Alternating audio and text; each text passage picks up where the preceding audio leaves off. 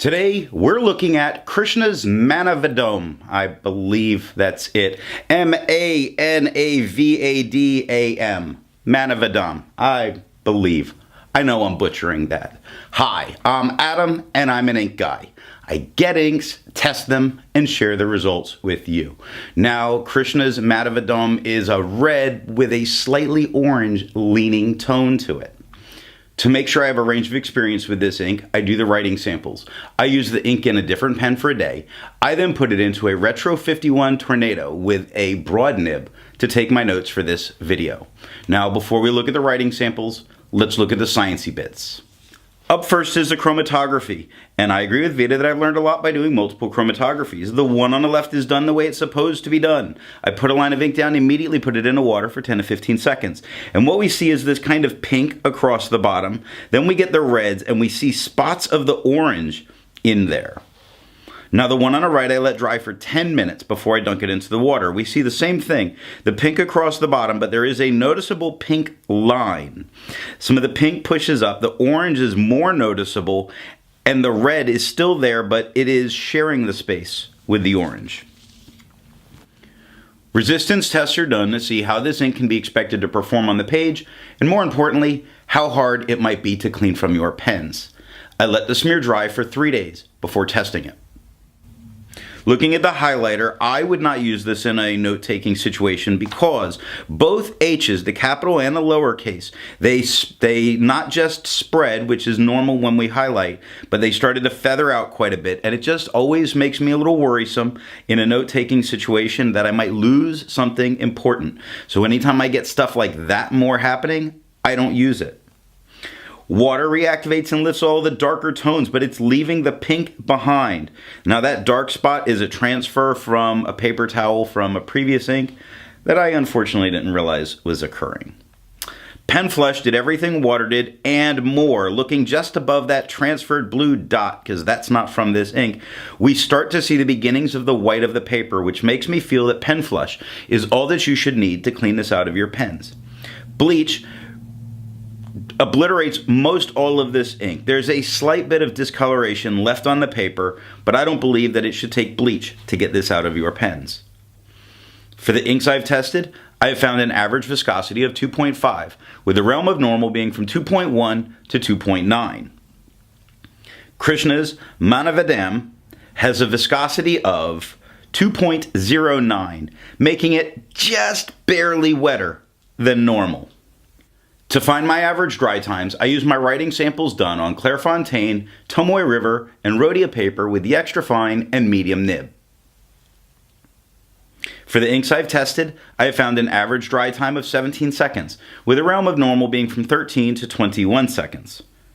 Krishna's Manavadam has an average dry time of 14 seconds, making it normal. Just inside normal, but normal. And the interesting thing here is that with the two bell curves together, their location for the viscosity and the dry time are rather close, although I haven't been able to figure out if there's any kind of correlation when inks do this. Now, let's look at the writing sample. I picked this ink up in bottle form, and I am glad I did. That's what I can say about that. To keep my writing samples consistent, I use a Jinhao 159 with a Goulet 1.1 stub, a Jinhao X450 with a Goulet medium, and a Jinhao X750 with a Goulet extra fine. Let's take a look at Clairefontaine. We have no bleeding, no ghosting. The 1.1 has no feather, spread, halo sheen. It offers light shading, as in there's some spots that just are a tone darker. The H looks slightly darker than the rest of Krishna.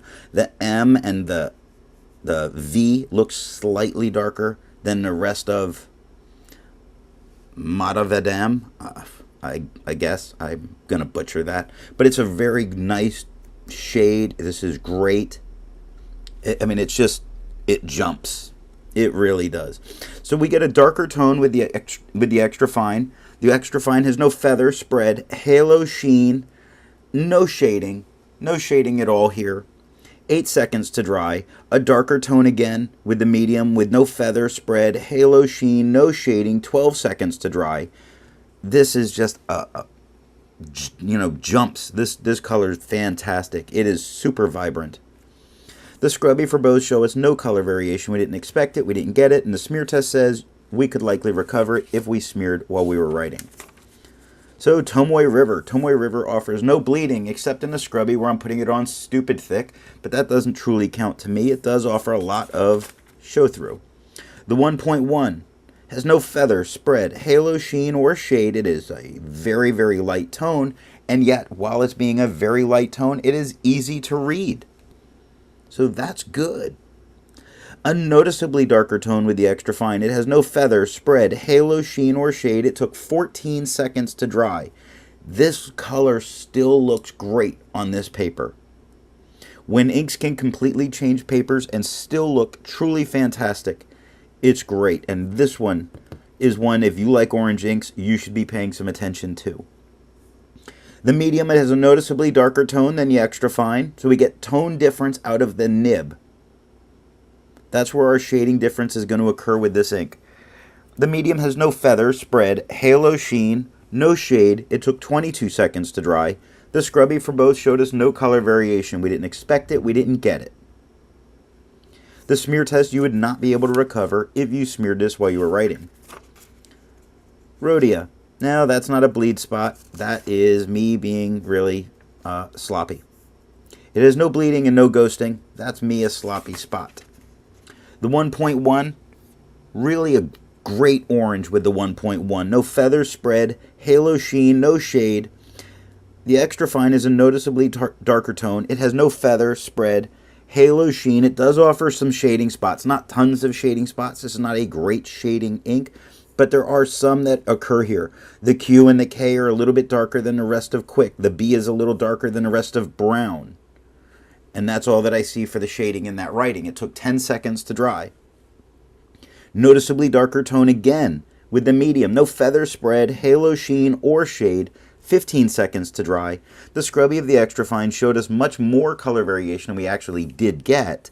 The medium showed us none. We didn't get any. In the smear test, you could likely recover it. With such a great color, what does it do with yellow background paper? The yellow Rhodia gave us no bleeding and no ghosting. No surprises there. Now, this is a strong color. It's a strong color because when we change the tone entirely of the background paper to yellow, it changes nothing for the color of the ink. Nothing is changed here. That's pretty impressive. That's a dense or a very, very opaque dye. The 1.1 had no feather, spread, halo, sheen, or shade. The extra fine is a darker tone than we got with the 1.1. It had no feather, spread, halo, sheen, or shade. It took 10 seconds to dry. The medium is a noticeably darker tone than we got with the extra fine. So again, we're getting very different shade of this orange based on the nib. No feather, spread, halo, sheen, or shade. 15 seconds to dry on the medium. The scrubby for the extra fine and the medium showed us no color variation. We got none. The smear test, I don't think with the yellow that you could recover it. So this is a Hazel notebook. This was sold on their webpage when I ordered all those bottles of ink. I find this paper to be very nice to use. It's a very toothy paper, but it performs really well in a pocket notebook. It had no bleeding and no ghosting. The 1.1 had no feather, spread, halo, sheen, or shade. A noticeably darker tone for the extra fine with no feather, spread, halo, sheen, or shade. 5 seconds to dry. Really convenient for your pocket notebooks. The medium had no feather, spread, halo, sheen, or shade. It took 7 seconds to dry. The scrubby for both showed us no color variation. We didn't expect it. We didn't get it. And the smear test, I don't think you could recover if you smeared while you were writing. That's the only downside this ink has on this paper. So this last paper, this is Levenger notebook. It has no bleeding, no ghosting. The 1.1, no feather, spread, halo, sheen, or shade.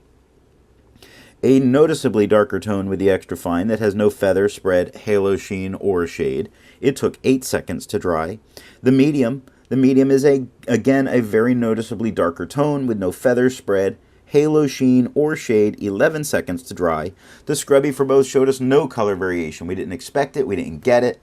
The smear test, you might, that's a maybe, be able to recover this if you smeared while you were writing.